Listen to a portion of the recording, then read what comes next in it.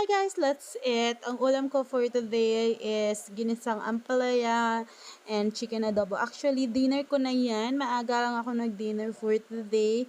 Wala lang, trip ko lang. Para sana mamaya hindi na ako kumain. And ayan, nandiyan si Lola kakakwentuhan while talking. While chismisan na yan. Siyempre, ang gamit ko palang tasa dyan, no? Huwag kayong tasa lang yan. Pero yung di ako umiinom ng coffee at soft drinks. Baka isipin nyo ako umiinom ako ng kape. Actually, kahit di nyo tinatanong, I just want to explain. Baka i-bash nyo ako bigla, okay? Ayan.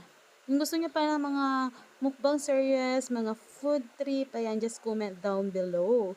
Kung hindi ka pa nakapollow, just follow me and like this video, share this video. Okay, that's all.